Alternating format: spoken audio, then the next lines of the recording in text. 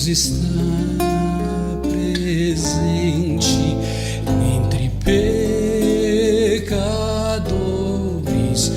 como nós.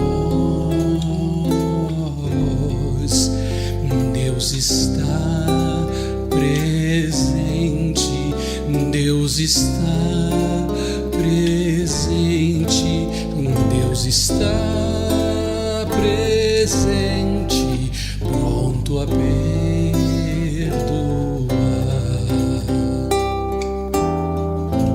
Deus irá ouvir nossa oração, nosso fardo vai sobre si levar, pois Deus está presente, pronto para salvar, pronto para ajudar. Deus está presente.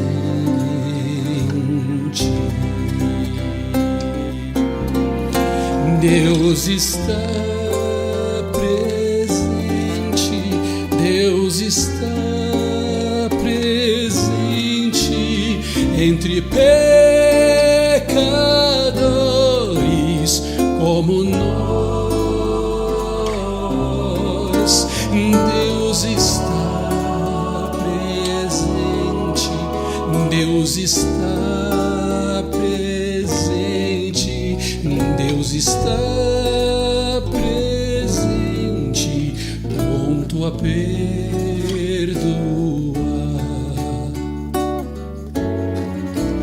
Deus irá ouvir nossa oração, nosso fardo vai sobre si levar, pois Deus está presente, pronto para salvar, pronto para ajudar.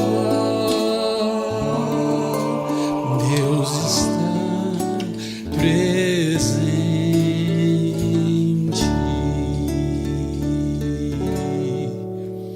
Deus está presente.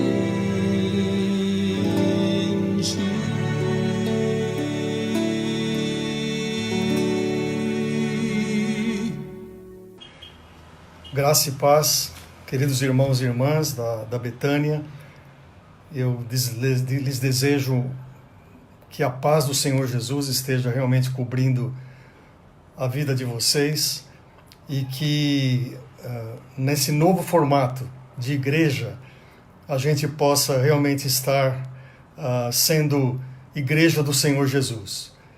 Nós estamos, na verdade, iniciando um novo tempo.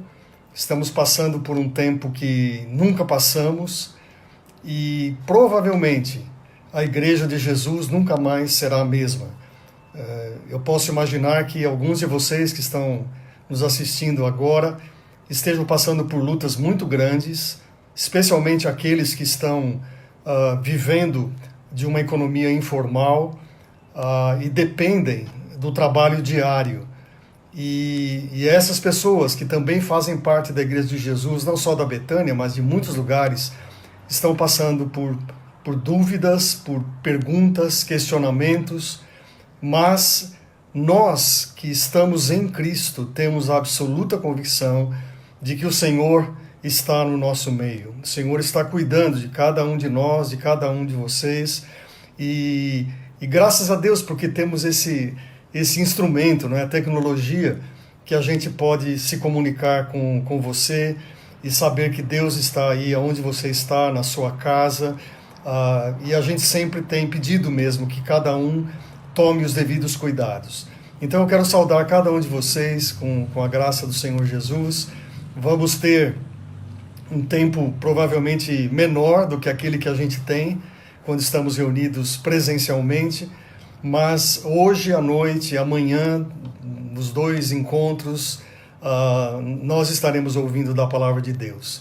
Quero que nesse momento você feche seus olhos, curve a sua fronte e nós vamos orar. Nós vamos pedir a bênção de Deus sobre a sua vida. Pai eterno, nós estamos entrando na tua presença através de Jesus, com o coração grato, sabendo que o Senhor está sentado no alto e sublime trono, mas o Senhor está olhando para cada um de nós, olhando para esse planeta, para esse mundo que está passando por um momento tão difícil, onde nós não temos às vezes a certeza do que vai acontecer amanhã, mas temos a certeza sim de que o Senhor está presente, o Senhor está cuidando de nós. Eu quero colocar, ó Deus, cada vida que está aqui conosco nesse culto, nesse encontro, na tua presença. São necessidades distintas, Senhor. Provavelmente existem alguns que estão extremamente preocupados com o dia de amanhã e não sabem como vão saldar, quem sabe, suas dívidas, os pagamentos. Ó Pai, eu peço que o Senhor agora alcance esse coração e que eles possam estar totalmente seguros nas tuas mãos. Ó Deus, aqueles que estão passando por enfermidade, preocupações no coração, porque não sabem o que tem, ou às vezes até sabem e estão ansiosos. Deus, coloca a tua mão de poder, usa os médicos, os medicamentos. O Senhor também pode colocar a tua mão e realizar uma cura sobrenatural. Deus, eu peço por aqueles que de alguma maneira estão preocupados com família, preocupados com os filhos, preocupados com a esposa, com o esposo. Deus, eu peço, Deus, em nome de Jesus, que o Senhor guarde cada família. Alguns estão, Deus, precisando mesmo de uma resposta. Alguns estão precisando de um toque especial. E nós sabemos que a oração que nós entregamos na tua presença, através de Jesus, o Senhor responde dos altos céus. Então, Deus, nós entregamos esse tempo que vamos passar juntos nas tuas mãos. Pedimos, ó Deus, que o Senhor fale ao nosso coração, que o Senhor toque o nosso coração, que não seja a minha palavra, mas a palavra do Senhor que venha nos alimentar nessa noite. Nós pedimos assim, que o Senhor faça aquilo que lhe apraz. O Senhor, como um Deus soberano, realize, Senhor, aquilo que lhe apraz, porque nós oramos agradecidos já em nome de Jesus. Amém. Amém. Irmãos e irmãs, nós estamos reunidos como Betânia, mas eu sei que tem visitas aí, gente que provavelmente está nos assistindo de outros lugares. Sejam bem-vindos em nome de Jesus. Eu quero que você sinta-se realmente nas mãos do Senhor durante esse tempo, que Deus fale ao seu coração, fale à sua alma e que a gente saia daqui realmente alimentado. Nós vamos iniciar o estudo, ou melhor, continuar o estudo que a gente está fazendo já há algumas semanas das bem-aventuranças. E claro que hoje nós vamos entrar numa delas, mas eu gostaria que a gente tivesse o privilégio, se você puder abrir a sua Bíblia, o seu smartphone, no Evangelho de Mateus, capítulo 5, e eu quero ler até o verso 8, que é exatamente o versículo 8 que a gente vai trabalhar e meditar nessa noite. Mas eu quero que você entre dentro daquilo que é o Sermão do Monte, do clima, não é? Que são as palavras do Senhor Jesus. Então a palavra do Senhor diz assim: vendo as multidões, versículo 1 do capítulo 5 de Mateus, Jesus subiu ao monte e se assentou. Seus discípulos aproximaram-se dele e ele começou a ensiná-los, dizendo: bem-aventurados os pobres de espírito, porque deles é o reino dos céus. Bem-aventurados os que choram, porque serão consolados. Bem-aventurados os humildes, porque eles receberão a terra por herança. Bem-aventurados os que têm fome e sede de justiça, porque serão satisfeitos. Bem-aventurados os misericordiosos, pois obterão misericórdia. E agora o versículo 8, que é o versículo que nós vamos meditar nessa noite. Bem-aventurados os puros de coração, pois verão a Deus. O tema geral que a gente está trabalhando é felicidade, exatamente porque a palavra bem-aventurado tem esse significado, né? Jesus está pregando e ele está dizendo que felizes são, e então ele vai elencando. E nós já estudamos todas essas bem-aventuranças anteriores e hoje nós vamos estudar o versículo 8. Bem-aventurados os puros de coração, porque eles verão a Deus. Eu quero logo de início dizer para você que Jesus, quando ele comenta exatamente esse versículo, essa palavra dele, ele quer alcançar o nosso coração. Na verdade, todo o texto do Sermão do Monte é exatamente isso, ou seja, ele está falando para que o nosso coração seja alcançado.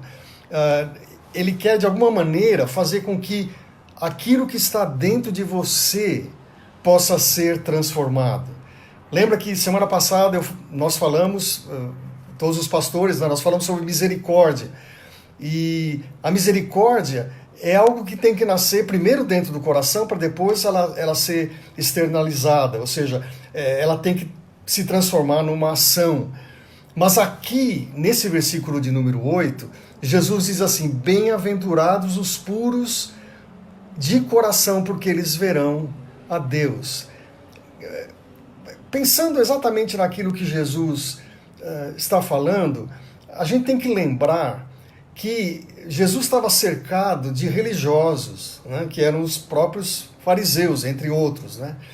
E aquilo que Jesus está falando é para atacar exatamente o comportamento dessa gente, né? Mateus 23, eu vou ler versículos 25 a 27, você pode apenas escutar, né? Jesus fala assim: ai de vocês, mestres da lei e fariseus hipócritas, vocês limpam o exterior do copo e do prato. Escute bem, mas por dentro eles estão cheios de ganância e cobiça. E Jesus fala: fariseu cego, limpe primeiro o interior do copo e do prato, para que o exterior também fique limpo. E ele segue dizendo ainda, é bem importante você ouvir isso: ai de vocês, mestres da lei e fariseus hipócritas, vocês são como sepulcros caiados, bonitos por fora, mas por dentro, escute bem, vocês estão cheios de ossos e de todo tipo de imundícia. Gente, o que acontece aqui? O judeu, e se você já, por exemplo, cruzou com algum judeu, teve perto de algum judeu, eu trabalhei na indústria automobilística com um judeu durante muitos anos, né? Eu lembro que às vezes nosso horário de almoço, por causa do trabalho que se estendia, era muito curto, não é? E aí o que acontecia? A gente chamava esse senhor, falou: vamos almoçar. Ele falou: Oswaldo, primeiro eu preciso lavar as mãos, né? E mesmo que aquilo comprometesse o tempo de almoço dele, ele tinha que lavar as mãos, porque isso era parte da lei, né? E então eles lavavam os copos, eles lavavam os pratos, eles lavavam as mãos, e Jesus está dizendo assim: gente, vamos parar um pouco e vocês têm que limpar primeiro o interior, né? Vocês têm que limpar primeiro o interior. Então, quando a gente estuda essa passagem, a gente precisa entender especialmente o contexto, né? Porque é claro que são momentos históricos diferentes, são momentos diferentes que nós estamos lendo no ano de 2020, né? E isso acontece praticamente há 2000 anos atrás. E então nós precisamos entender, e há uma razão para Jesus falar dessa maneira. Deixa eu fazer você voltar um pouco na história, né? A gente tem que entender, especialmente quando está falando do Sermão do Monte, o contexto histórico, o contexto social e o contexto religioso, né, de toda essa palavra de Jesus. Ou seja, qual foi o pano de fundo que Jesus usa, e ele tem, porque ele é parte daquela história, para falar para nós. E Israel, naqueles dias, estava passando por um tempo completamente difícil, né? Eles estavam realmente desesperados, um tempo complicadíssimo. Só para lembrar, politicamente, o que estava acontecendo naqueles dias? Eles haviam perdido a liberdade. Eles estavam debaixo do Império Romano. Agora, pare um pouco para pensar. Né? Uma nação com um outro governo sobre ela. E não é nada agradável a gente passar por isso. Né? Isso aí é complicado. Você pense em viver num país que é seu, com um governo dominando, um governo de uma outra nação. Economicamente, como resultado da intervenção do Império Romano, eles viviam debaixo de impostos altíssimos. Né? A gente que está aí para atender o leão, né? Preencher o imposto de renda aí até o final de abril, sabe que o leão vai querer pegar a gente. Agora, você imagina uma nação que não é a nossa, cobrando impostos altíssimos. Não é? A história diz que muitos judeus paravam de trabalhar, não tinham desejo nem de trabalhar. Por quê? Porque eles trabalhavam para dar o dinheiro para os romanos. E espiritualmente eles estavam também em decadência. Por quê? E aí entra, quando a gente fala do mundo religioso, daquele contexto, a figura do fariseu. Porque o que o fariseu fazia? Ele dizia que obedecia às leis de Moisés, mas eles acresciam centenas e centenas de outras leis, de outras regras, de outros procedimentos. E o que causava isso? Opressão espiritual. Coisa que até acontece nos dias de hoje. Né? A gente tem falado muito sobre isso. Né? Quando a gente se afasta do evangelho, a gente vive debaixo da lei do religioso. E isso é opressão. Né? A gente não sabe o que é, essas pessoas não sabem o que é ser livres em Cristo. Então, é nesse contexto que Jesus fala. Se você parar um pouco, por exemplo, e comparar a vida de João Batista, por que tinha muita gente que seguia João Batista? Você já parou para pensar? Porque João Batista pregava arrependimento. Né? Arrependimento de pecados. E dizia que o reino já havia chegado. Uma mensagem completamente distinta daqueles que, na verdade, eram os fariseus. Né? Então, João Batista, ele sai pregando arrependimento, dizendo que o reino de Deus já havia chegado e que eles tinham que seguir o Messias de Deus. Agora, nesse quadro todo, surgia essa pergunta no coração daqueles que estavam ali ao redor de Jesus. Qual é o tipo de justiça que eles precisavam para ser aceitos? Essa pergunta é bem atual até. Não é? Qual o tipo de justiça que precisa existir para que você seja aceito? O que Deus espera de você e de mim para que eu e você sejamos vistos como justos? E Jesus, gente, sabendo o que ia no coração daquelas pessoas, ele fala que somente os puros de coração entrarão no reino de Deus e verão a Deus. Como que alguém pode ser puro de coração? Como que alguém pode ser bom diante de Deus? O que é necessário? Eu estou levantando várias perguntas, né, para ver a Deus. O que é necessário para ter um coração puro? Eu tento fazer sempre essa analogia com os judeus fariseus, por quê? Porque eles se achavam melhores do que os outros. É isso que era justiça para eles. Então, eles mediam o comportamento deles por gente inferior. Então, assim, ele sabia que aquela pessoa tinha um comportamento, quem sabe, não tão adequado. E eles eram a cereja do bolo. Eles eram a cereja do bolo por quê? Porque eles se achavam melhores do que os outros. Esse é um grande perigo que o cristianismo enfrenta a todo momento. É alguém a se achar melhor que o outro. Quando, na verdade, nós somos nivelados todos pelo sangue de Cristo. Não é? Glória a Deus por isso. Todos nós somos nivelados. Então, irmãos, a palavra de Jesus para nós hoje, quando ele diz assim, bem-aventurados os puros de coração, porque verão a Deus, é que, em primeiro lugar, nós estamos diante de Deus quando ele, em Cristo, nos vê interiormente. E o que é ver a Deus? A gente tem que compreender isso, porque certamente existem motivos que Jesus falou essa palavra para nós. O que Jesus quis dizer que a gente poderia ver a Deus. Que experiência é essa? Você pode dizer assim, Oswaldo, eu estou aqui nesse mundo ainda. Como é que os puros de coração veem a Deus? Eu quero dizer duas ou três coisas para você. Primeiro, que ver a Deus é você reconhecer que você é recebido na presença dele. Você já pensou uma coisa dessa? Você se lembra das pragas do Egito? E eu quero só ler um texto em Êxodo capítulo 10, a partir do versículo 28. Aliás, só 2 versículos. Eu quero ler aqui, eu tenho aqui do meu lado a Bíblia. Diz assim: disse o faraó a Moisés: saia da minha presença, trate de não aparecer nunca mais diante de mim. No dia que vir a minha face, você morrerá. Respondeu Moisés: será como disseste, nunca mais verei a tua face. Então, qual é o ensino aqui? Quando um rei, uma autoridade, no caso Faraó, fala para Moisés: você nunca mais vai ver a minha face, ou seja, eu não vou mais ser recebido na presença dele. Quando você marca uma consulta num médico, né, você fala: eu preciso ver um médico fulano de tal. Né? O que está acontecendo aqui? Não é que você quer ver, você quer ter um encontro com ele. Né? E aqui então, em Cristo, Jesus está dizendo, os puros de coração veem a Deus, são recebidos na presença dele. Você tem dúvida disso? Você tem alguma dúvida que nós somos recebidos na presença de Deus por meio de Jesus? Não precisamos de nenhuma interferência humana. Nós somos recebidos através de Cristo Jesus. Então ver a Deus é essa coisa maravilhosa. Né? Eu poderia dizer para você também, uma segunda coisa aqui, que ver a Deus é você ficar completamente extasiado na presença dele. Ver a glória de Deus sendo manifestada.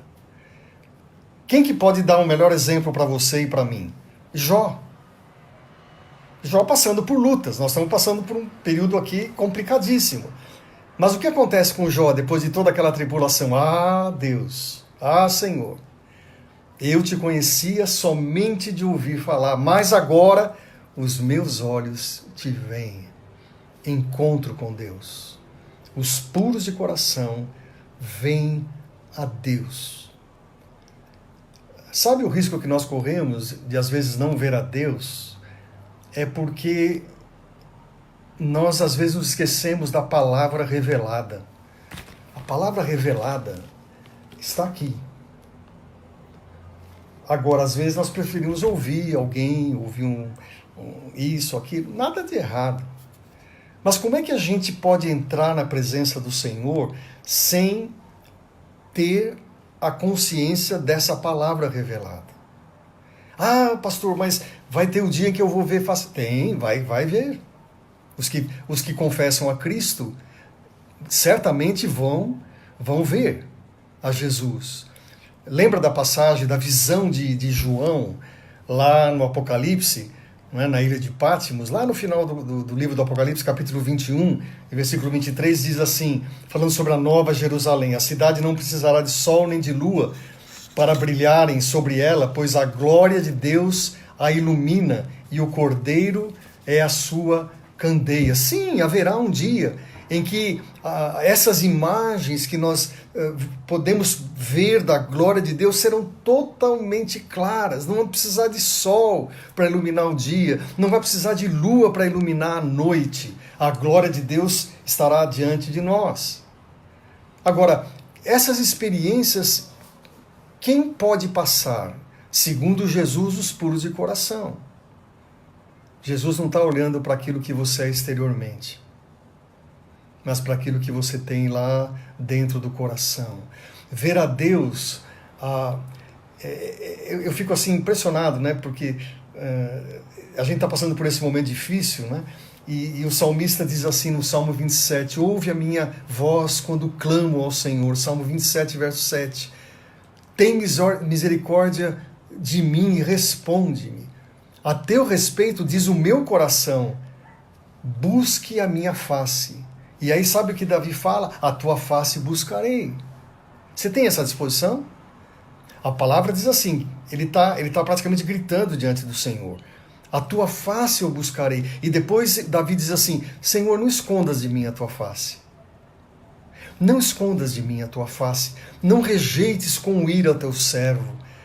Tu tens sido o meu ajudador, não me desampares, nem me abandones. Essa é a atitude que você tem que ter nesses dias difíceis, não é?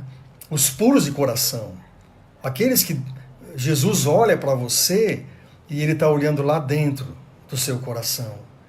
E a gente tem esse direito de gritar na presença de Deus, sabe? A gente tem esse direito, porque o salmista diz isso: Senhor, não escondas de mim a tua face, por favor.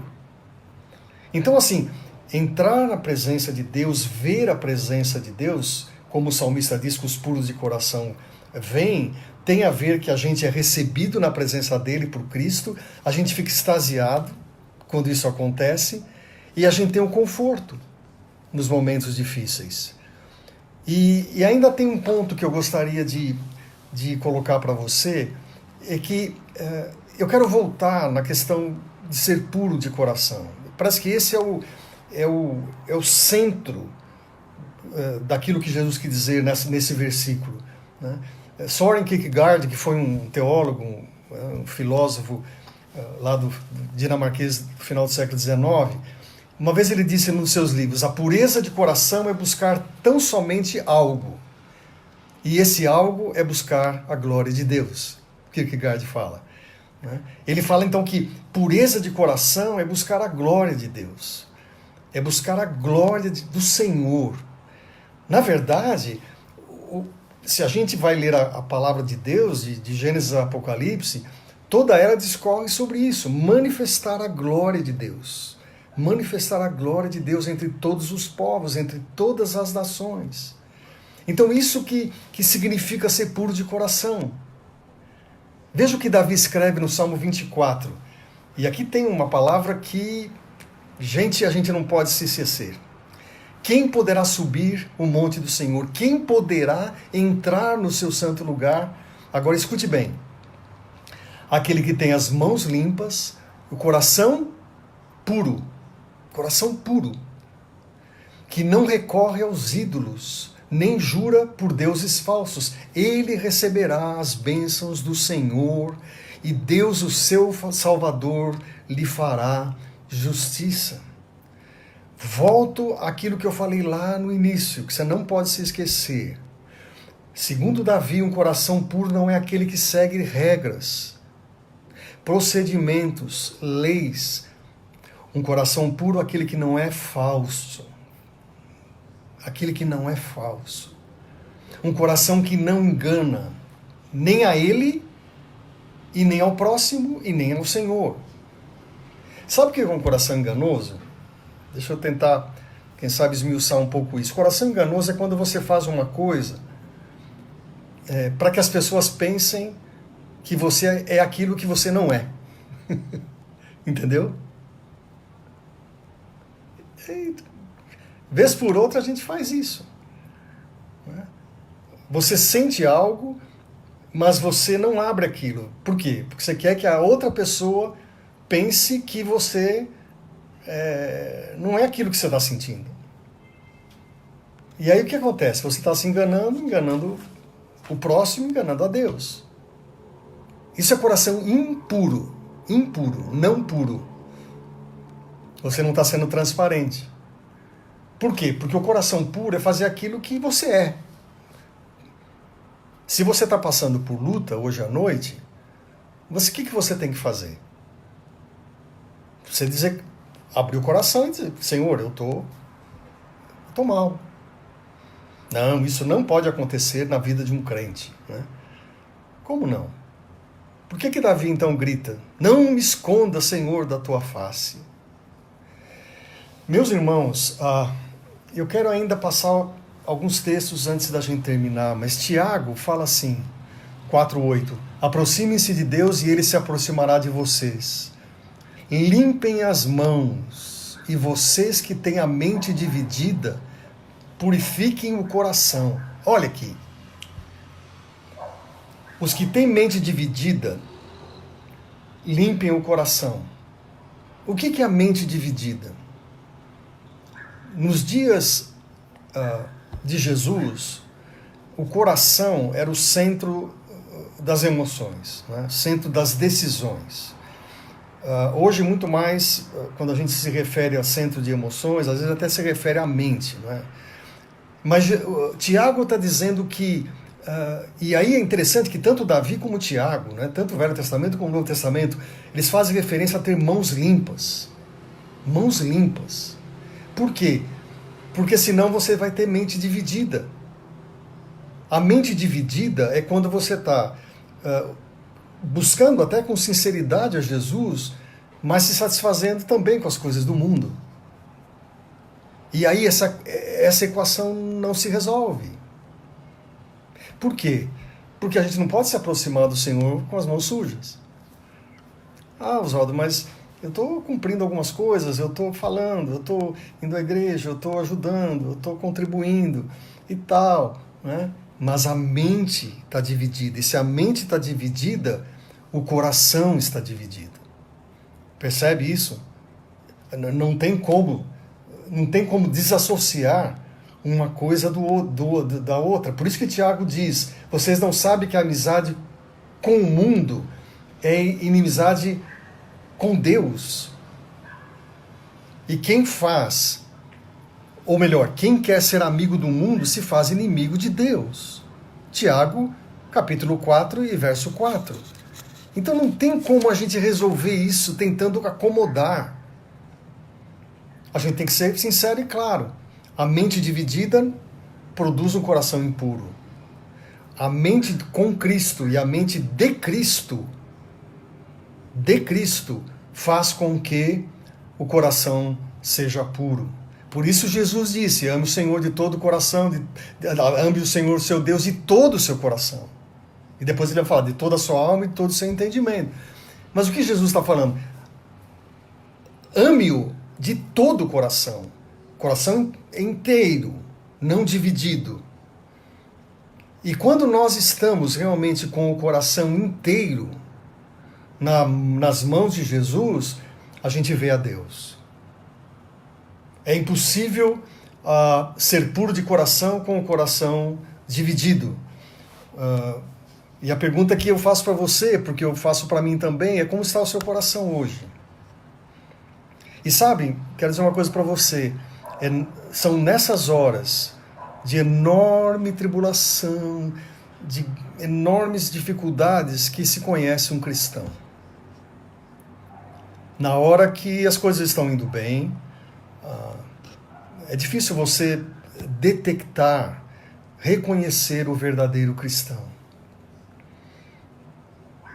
E tudo indica que, não só hoje, mas as próximas semanas, nós correremos o risco de ter a nossa mente dividida. E nos esquecermos de que ainda há um rei sentado no trono, que é o Rei dos Reis, o Senhor dos Senhores, que governa todas as coisas, nada foge ao seu controle. Eu gostaria muito que você tivesse muito atento a essa palavra. Para você ter um coração puro, você tem que estar atento para algumas coisas.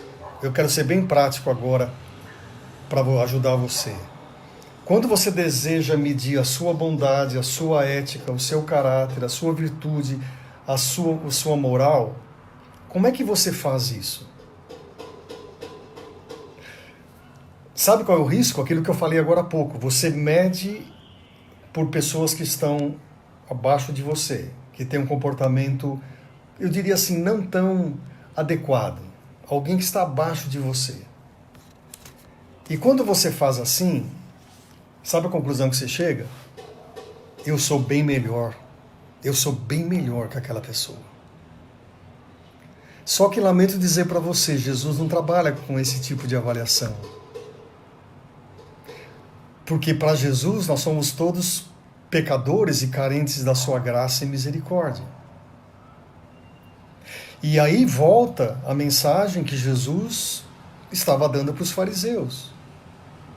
E você lembra que, não faz muito tempo, falando para Betânia, eu disse que a igreja brasileira evangélica, em grande parte, é farisaica. Ela impõe regras e modelos, né? Então, assim, você olha para a pessoa e fala, esse cara é um crentão mesmo.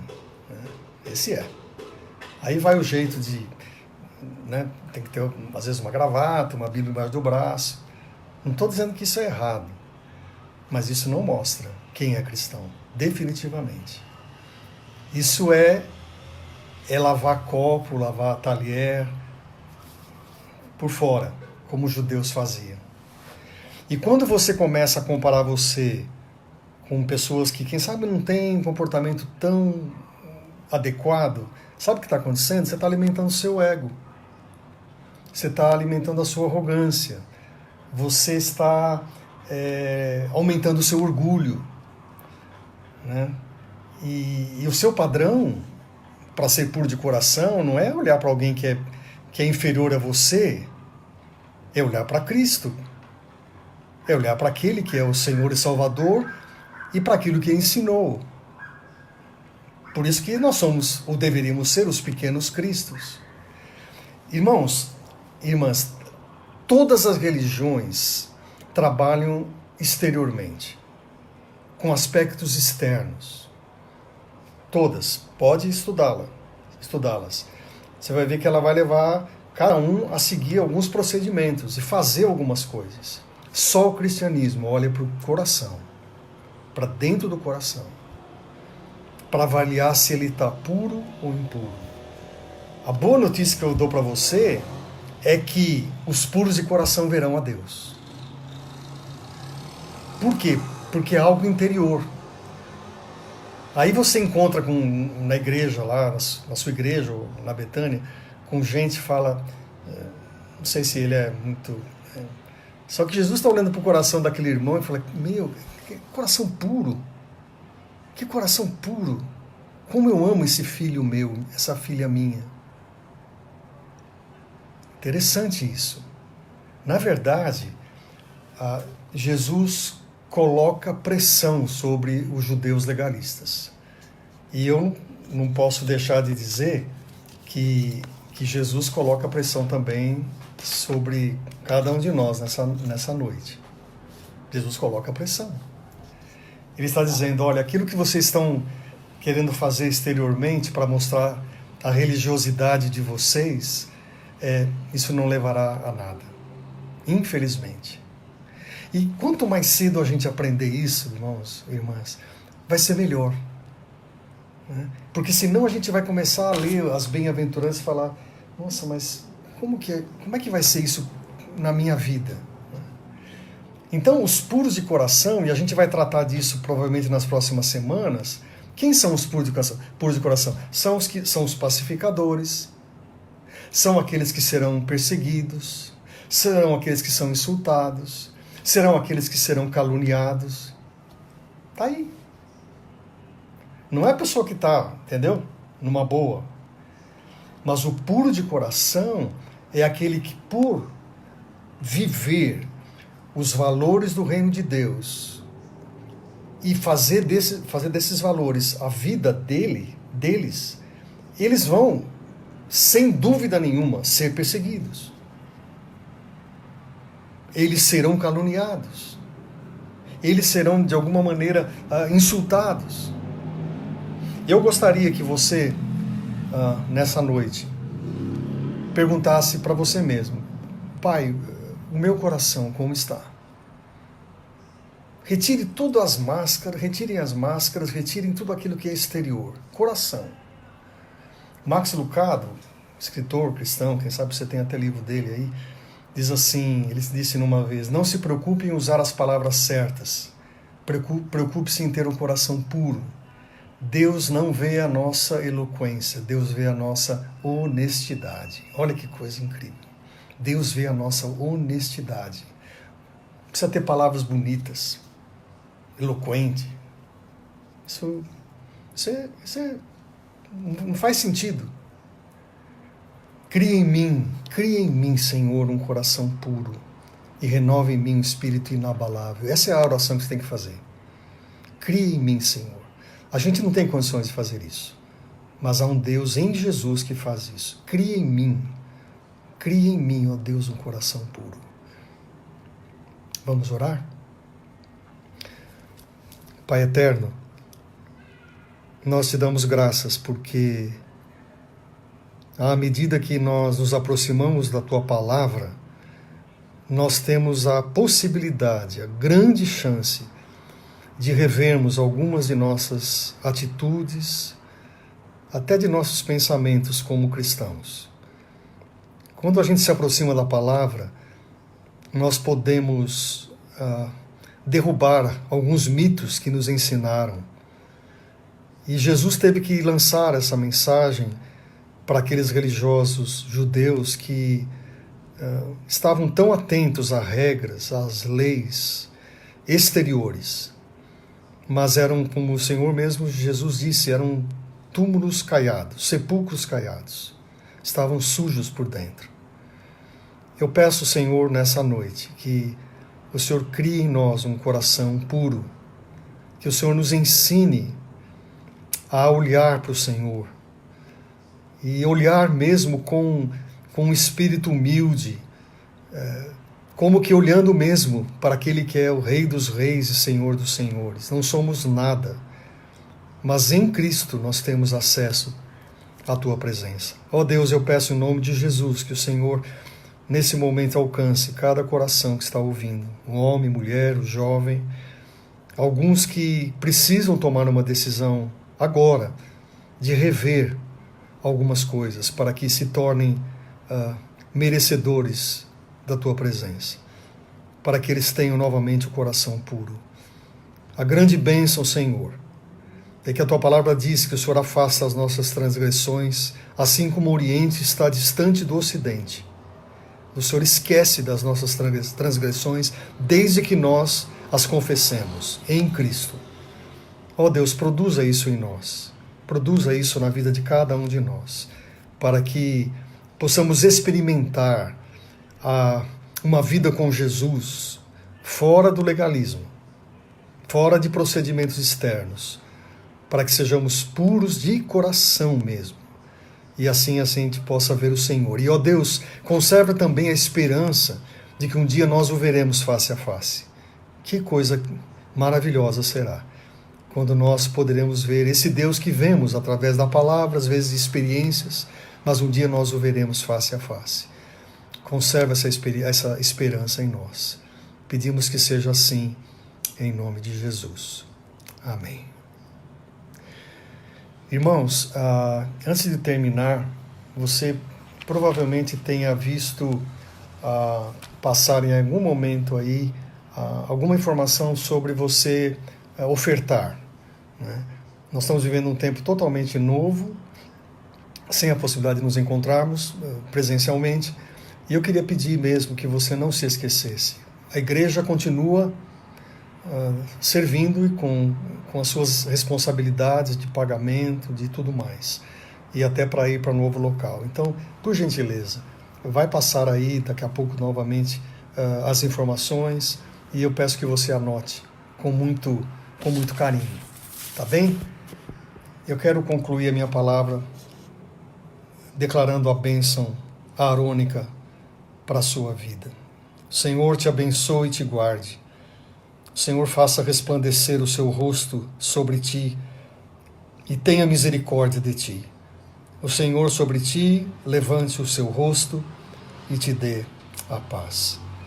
Que Deus o abençoe, o guarde e o sustente. Se você entrou em algum momento da mensagem na metade ou no final, ou perdeu, essa mensagem estará sendo gravada e depois você poderá ouvi-la se precisar. Tá bem? Fique na paz aí. Amanhã a Betânia tem mais para você nos 2 cultos online também. Fique na paz em nome de Jesus. Amém.